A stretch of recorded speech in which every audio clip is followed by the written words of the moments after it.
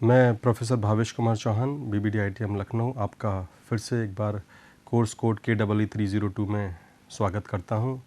जैसे कि course electrical measurement and instrumentation है, इसमें हम पिछले डिस्कशन में जो हमारा चर्चा का विषय रहा था वो बेसिकली पोटेंशियल ट्रांसफार्मर रहा था। उसमें किस तरीके से हम एरर्स को रिड्यूस कर सकते हैं उस पर हमने चर्चा की थी और प्रोटेक्शन के बारे में भी बात की थी। आज हमारा डिस्कशन थोड़ा सा वाइड होगा, इसमें हम डिज़ाइन और टेस्टिंग की बात करेंगे और वो भी इंस्ट्रूमेंट ट्रांसफार्मर। इसका मतलब कि करंट ट्रांसफार्मर पर भी हमारी चर्चा केंद्रित रहेगी और पोटेंशियल ट्रांसफार्मर पर।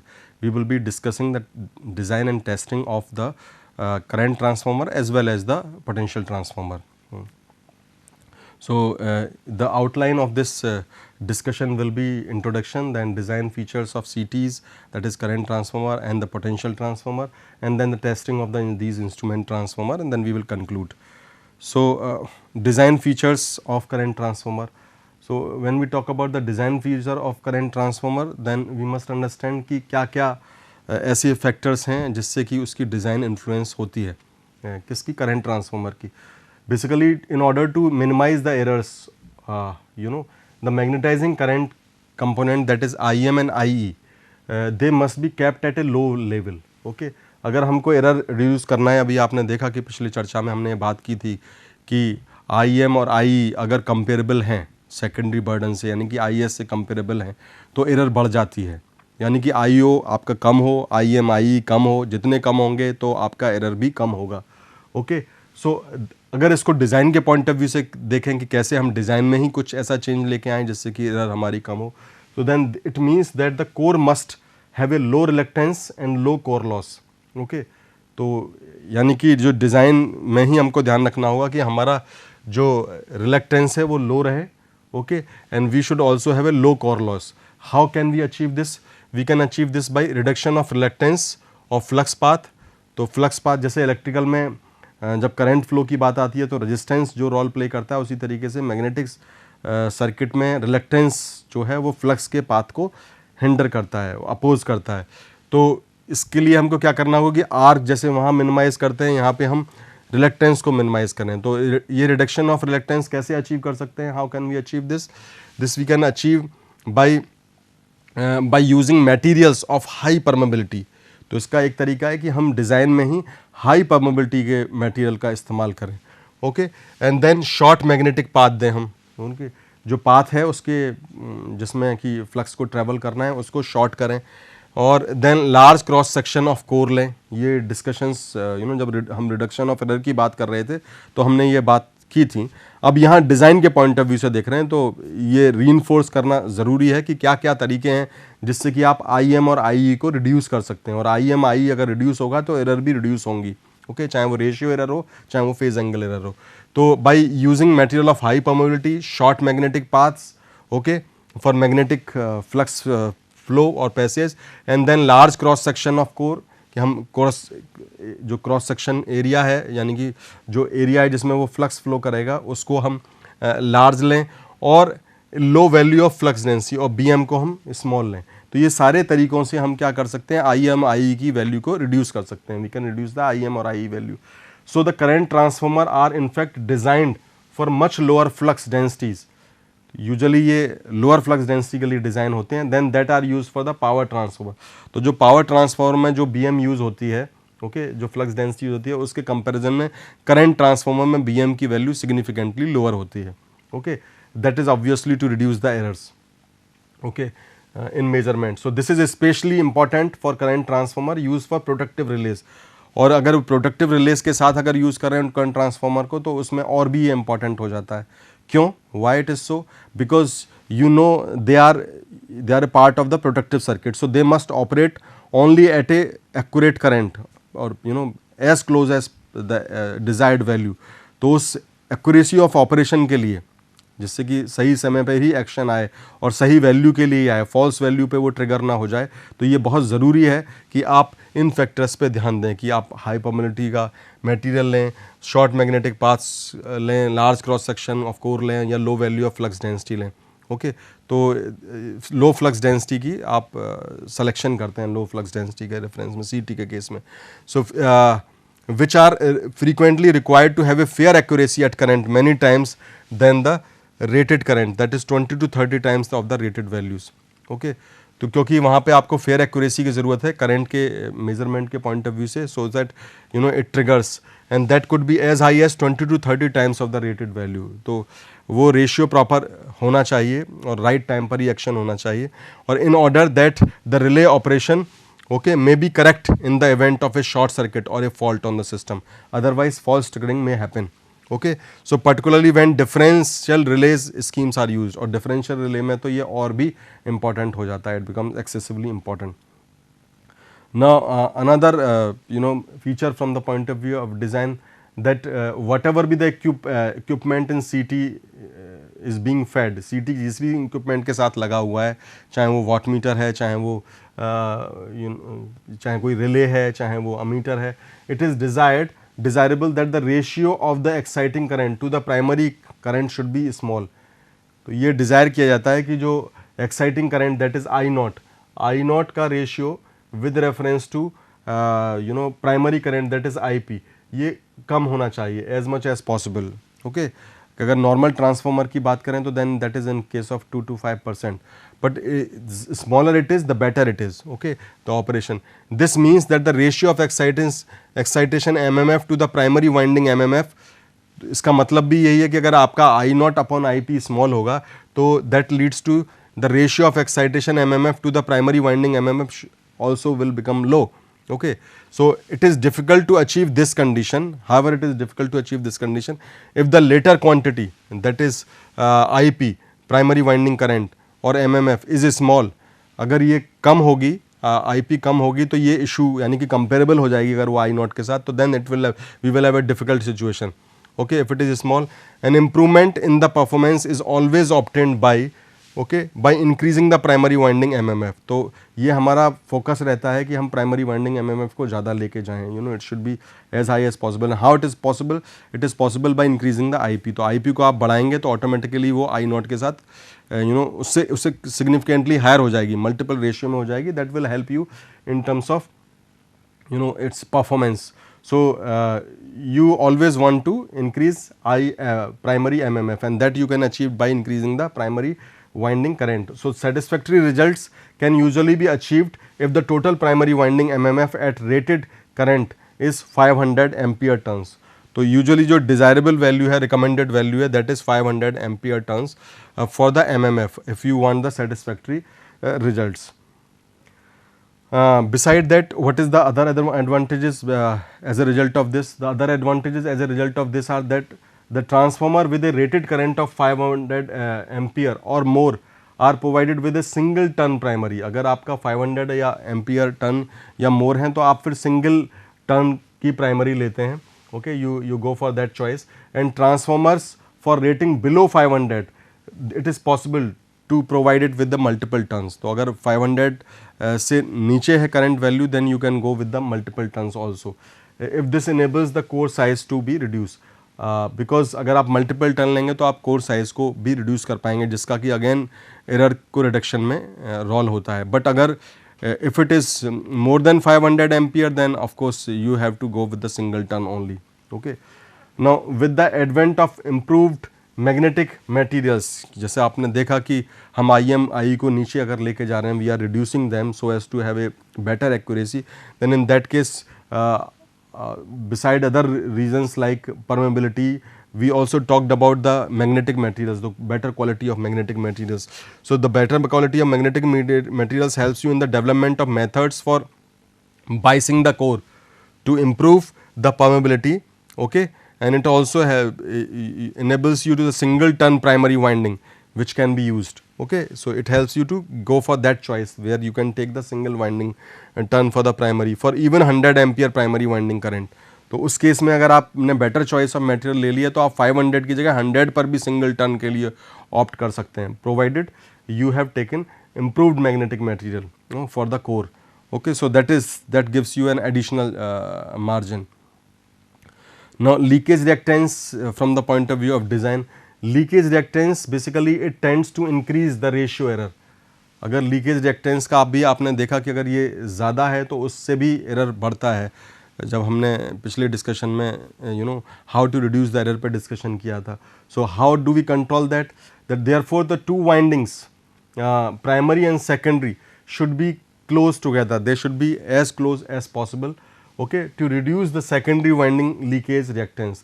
तो अगर सेकेंडरी वाइंडिंग का लीकेज रिएक्टेंस को रिड्यूस करना है तो आप क्या करेंगे कि उसकी डिज़ाइन को इस तरीके से करेंगे, इंटरलीविंग और उसकी assembly, so that the two winding should be as close as possible, because that helps you to reduce the leakage reactance. यानी कि दो वाइंडिंग जितना नज़दीक होंगी, कंस्ट्रक्शन में डिज़ाइन इस तरीके का होगा, तो उतना ही आपका लीकेज रिएक्टेंस कम होगा, और जितना लीकेज रिएक्टेंस कम होगा उतना ही आपका एरर्स रिड्यूस होंगी, चाहे वो रेशियो एरर हो या फेज एंगल एरर हो.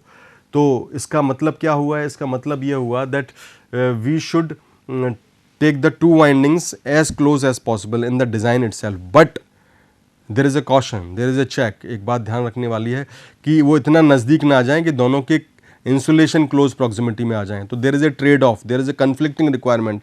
इस बात का ध्यान रखना है कि नज़दीक आते आते इंसुलेशन पे ऐसा ना हो कि आप उसको एक डेंजरस जोन में रख दें या इंसुलेशन फेल्योर में वो दोनों ही पार्ट्स को डैमेज कर दें. Meaning thereby there should be a safe distance also. Okay, so basically you have to optimize the distance, you have to keep it minimum as possible, but understanding the requirement of insulation also. Okay, so the use of ring shaped cores around which the toroidal windings are uniformly distributed. So this is the one option by which you can really bring the two windings together. And what is that option? That option is the use of ring shaped cores. तो ring shaped अगर आप core लेंगे तो उसमें दोनों जो primary और secondary है वो क्लोज प्रॉक्सिमिटी में आ जाते हैं, on around which you can use the toroidal windings which are uniformly distributed, and this also leads to the low value of leakage reactances, okay, which eventually help you to reduce the error. So in designing you can use the ring shaped cores, okay, on which you are wrapping the toroidal windings uniformly. Okay, so this is now turn compensation that you can also take care in designing itself, and can of course reduce the error accordingly. So what do you do in this scheme? We have actual transformation ratio which is basically R equal to turn ratio plus IE upon IS. So this IE, what is IE? IE is the loss component of the no load current, you remember, and this IS is the secondary winding current, and R is the actual transformation ratio, and N is the turn ratio.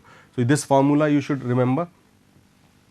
Okay, so thus if we make the nominal ratio equal to the turn ratio, okay, अगर हम nominal ratio को turn ratio के बराबर कर देते हैं, okay, then the actual transformation ratio becomes, तो उस केस में क्या होता है जब हमने nominal ratio को turn ratio के बराबर कर दिया, okay, तो यानी कि K और N के इंटरेक्शन को अगर हमने किया तो उस केस में क्या होता है, जो एक्चुअल ट्रांसफॉर्मेशन रेशियो है then that becomes more than the nominal ratio. तो उस केस में एक्चुअल ट्रांसफॉर्मेशन रेशियो क्या हो जाता है, वो ज़्यादा हो जाता है नॉमिनल रेशियो से.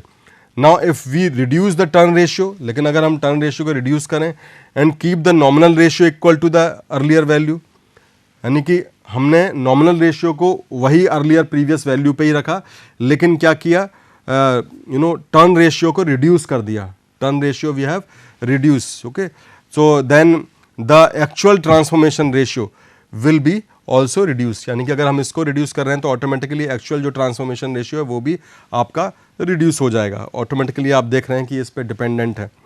सो this what does it mean, इसका मतलब क्या है, this means that it will make the actual transformation ratio nearly equal to the nominal ratio. उस केस में क्या होगा कि आपका एक्चुअल ट्रांसफॉर्मेशन रेशियो है वो nearly equal to nominal ratio हो जाएगा, जो कि एक डिज़ायरेबल कंडीशन है.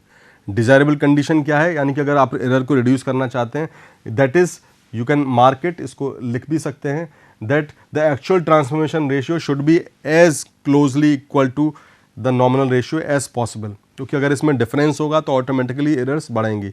और ये आप कैसे कर सकते हैं, ये आप कर सकते हैं by reducing the turn ratio. और टर्न रेशियो कैसे रिड्यूस करते हैं, अगर आपको याद होगा तो उसमें हमने NS और NP के साथ मैनिपुलेशन किया था, कि या तो NS को रिड्यूस किया, NP को बढ़ाया. Okay, that we have already discuss in previous lecture also. So use तो वो डिज़ाइनिंग में ही you can take care on this part, but in designing itself you can take care of this part.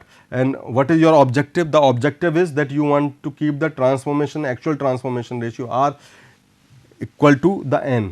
Okay, उसको आपको nominal ratio के बराबर रखना है, यही आपका ऑब्जेक्टिव है. तो उस केस में ऑटोमेटिकली इसको आपको नलीफाई करना है.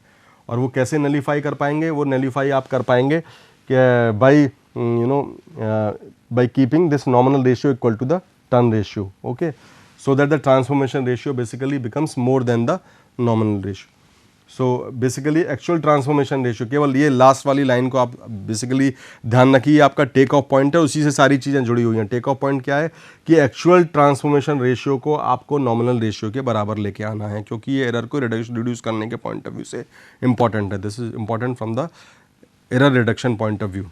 Okay, so if the use of shunt भी एक ऑप्शन है इसमें. तो यूज ऑफ शंट किस तरीके से आपको हेल्प करता है? That if the secondary winding current is too large, okay, if secondary winding current क्या है? That is IS. So if it is too large, अगर ये बहुत ज़्यादा है, then it may be reduce by a shunt placed across the primary और secondary winding. तो आप शंट को लगा के आप बाईपास कर सकते हैं करंट. तो उस केस में क्या होगा? IS रिड्यूस हो जाएगा. IS रिड्यूस करने के क्या एडवांटेज हैं? This method basically makes an exact correction. कितना आपको करेक्शन करना है उसको आप इंश्योर कर सकते हैं bye using shunt for a particular value and type of burden. तो आपको जितना डिजायर्ड करेक्शन है, अगर IS को आप मैनिपुलेट करना चाहते हैं तो IS को मैनिपुलेट करने के लिए आप क्या हैं, आप शंट को करेंगे और IS आपका ऑटोमेटिकली उस शंट की मदद से रिड्यूस हो जाएगा. क्योंकि याद होगा आपको कि जब हम एक्चुअल ट्रांसफॉर्मेशन रेशियो को नॉमिनल रेशियो के बराबर लेके जाना चाहते हैं तो हम या तो IS को घटाते हैं, ओके, IS को घटाते हैं, या IP को बढ़ाते हैं. यही दो ऑप्शन होते हैं हमारे पास. I am repeating it. या तो IP को बढ़ाते हैं या IS को घटाते हैं. और IS को घटाना है तो आप इसको आर्टिफिशियली शंट लगा कर भी घटा सकते हैं. और उस केस में क्या होगा कि आप एक्चुअल ट्रांसफॉर्मेशन रेशियो को नॉमिनल रेशियो के बराबर लेके आ पाएंगे और उसकी मदद से आप एरर को रिड्यूस कर पाएंगे. So by using shunt is also one of the option for this control. Okay, so for particular value आपको कितनी वैल्यू चाहिए, शंट को उसी तरीके से उसी रेशियो में आप अप्लाई करेंगे, वही वैल्यू लेंगे शंट की, क्योंकि ये पैरेलल कॉम्बिनेशन है. Okay, so bye selecting a particular value, if you know the existing value of that resistance, तो पैरेलल में कितना लगाना है you can automatically calculate and eventually you can use that in the design itself. So that will help you in reducing the phase angle error. Okay, there is another method also which is Wilson compensation method, which help you in the compensation, turn compensation. The reduction of 1 or 2 turns of the secondary windings, it basically helps you to the reduce the ratio error. अगर 1-2 turn भी आपने कम किए तो उससे क्या है, आप basically ratio error को रिड्यूस कर सकते हैं. ओके, बट इसके इश्यूज़ क्या हैं? It has certain issues. It has no effect on the phase angle error. अगर केवल 1-2 ही आपने रिड्यूस किए तो वो मार्जिनल उस पर इम्पैक्ट आएगा. So this method is too coarse and too rough method for ratio adjustment. तो ये बहुत ही रफ मेथड है अगर आपको रेशियो एडजस्ट करना है या कंपनसेट करना है. तो therefore what we do, we must use a method which exercise a finer control. अगर आपको फाइनर कंट्रोल चाहिए तो आपको क्या करना होगा, which is equivalent to the reduction to a fraction of a turn. अगर आपको फ्रैक्शन ऑफ टर्न में करना रादर देन 1 और 2, तो क्या करेंगे उसके लिए, एक compensated type of design is given by Wilson, okay, by of the General Electric Company in past, and this methods basically gives you a final adjustment. इसकी डिटेल्स आपको फर्दर लिटरेचर में मिल जाएंगी. But this is also one of the techniques, क्योंकि otherwise आप 1-2 turn करते हैं तो आपको एक रिलेटिवली रफ कंट्रोल मिलेगा. अगर आप फ्रैक्शन ऑफ टर्न्स से यानी कि बहुत ही फाइन चेंज लाना चाहते हैं रेशियो एरर में, और वो जो फ्रैक्शन का जो ऑप्शन है वो विल्सन ने अपनी डिज़ाइन के थ्रू दिया, Wilson compensation methods, and he was from General Electric, meaning thereby आप फ्रैक्शनल कंट्रोल भी कर सकते हैं. ये जो NS NP की बात हो रही थी यहाँ पे, तो अगर NS को आपको करना है और वो भी फ्रैक्शन में करना है, केवल नंबर ऑफ टर्न्स में नहीं करना है, तो और शंट का आप मेथड अप्लाई नहीं कर रहे हैं, तो then you can also use the Wilson compensation techniques. Now regarding design features of potential transformer में, design and construction of potential transformer are basically as same of the power transform, but there is a difference as we said earlier.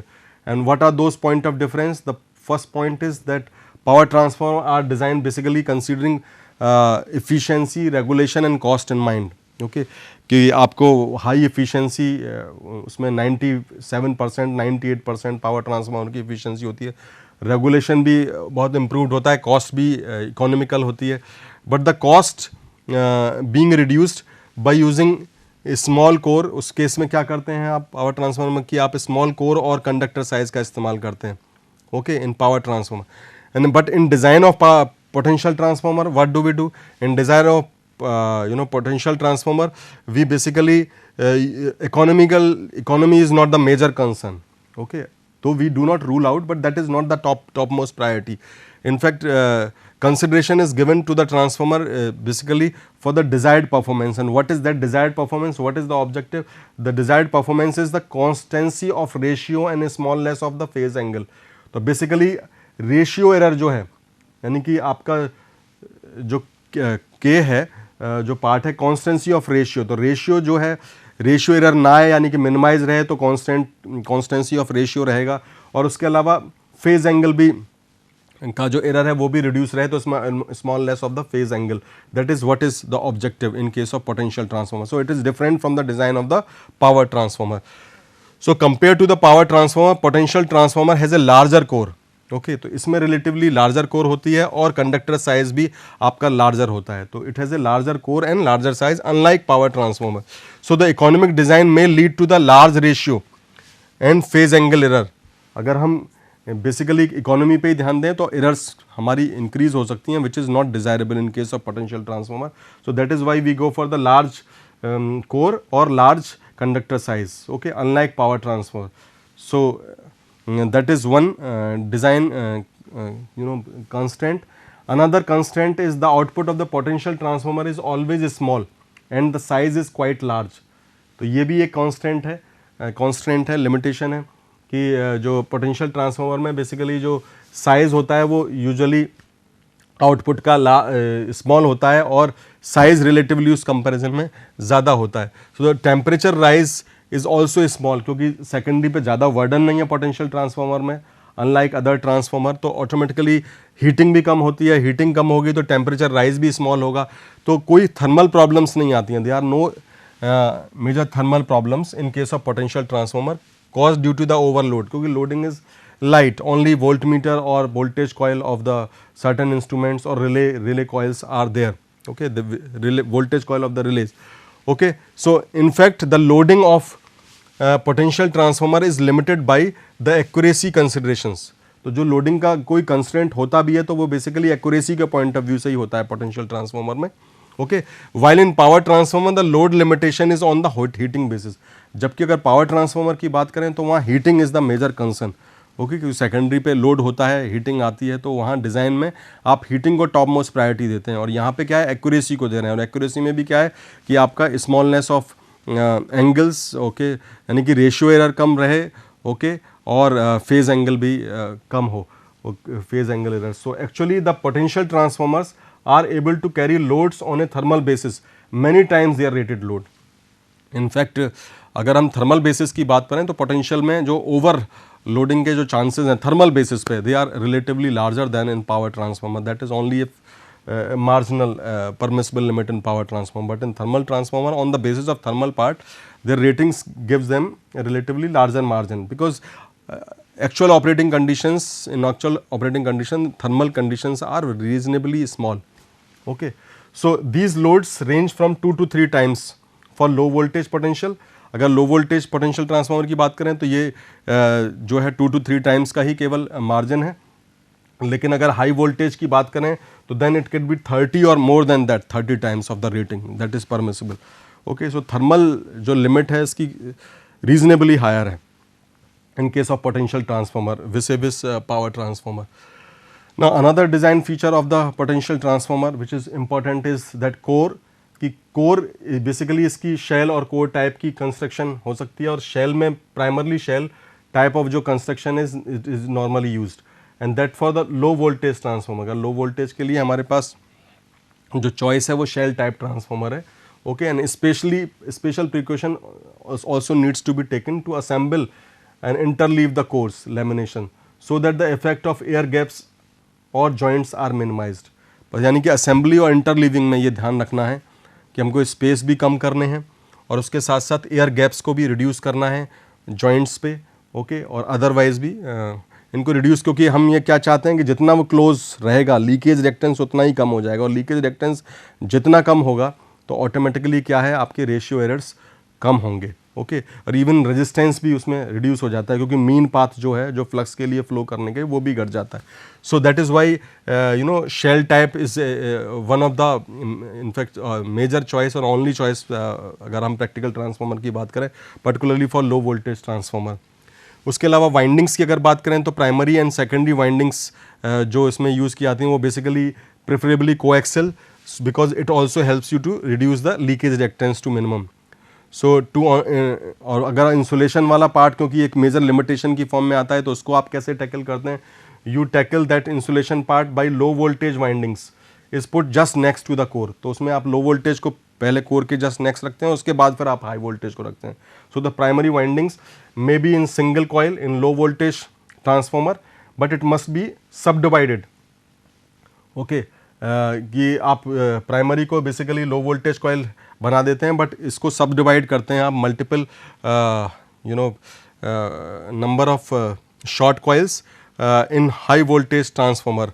अगर high voltage transformer की बात करेंगे तो उसको आप multiple coils में लेके जाएंगे। क्यों करते हैं ऐसा? So as to reduce the insulation needed between the coil layers. तो ये ध्यान रखना है कि जब भी हम ये स्पेसिंग की बात कर रहे हैं या नज़दीक लाने की बात कर रहे हैं तो हमको इंसुलेशन को भी जहन में रखना है। तो आपने देखा जब लो वोल्टेज की बात आई तो प्राइमरी वाइंडिंग को हमने फर्स्ट तो रख दिया एज ए सिंगल कॉइल, लेकिन अगर हाई वोल्टेज की बात आई तो उस केस में ये भी ध्यान रखना है कि नंबर ऑफ शॉर्ट कॉइल्स की फॉर्म में आपको हाई वोल्टेज कॉइल को लेना है, okay, rather than as a single term. Bushing is also one factor की ऑयल फिल्ड बुशिंग्स आप बेसिकली यूजुअली यूज़ करते हैं in design of the potential transformer for oil filled potential transformer, because it helps you to minimize the overall size of the transformer. इसकी मदद से आप overall size of transformer को reduce कर पाते हैं, okay. So basically two bushings are used, okay, when neither side of the line is at the ground potential. अगर कोई भी लाइन जो साइड है ट्रांसफार्मर की वो बेसिकली ग्राउंड पर नहीं है तो उस केस में you can use two bushings.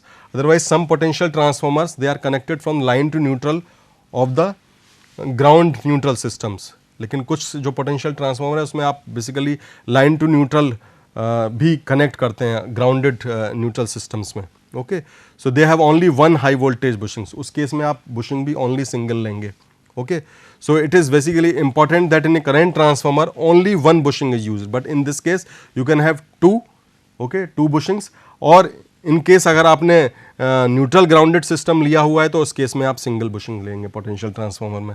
So CT में क्यों लेते हैं single bushing? Because it leads from the two ends of the primary windings and they are brought through the same insulator, क्योंकि सेम इंसुलेटर से वो brought through किए जाते हैं। So only a small voltage, there is only a small voltage between them, so to save the expense of another high voltage insulation, okay, क्योंकि अगर जितनी आप कॉइल लेंगे आपके इंसुलेशन कॉस्ट भी बढ़ जाएगी प्रोग्रेसिवली, तो सीटी में you go for the only single winding.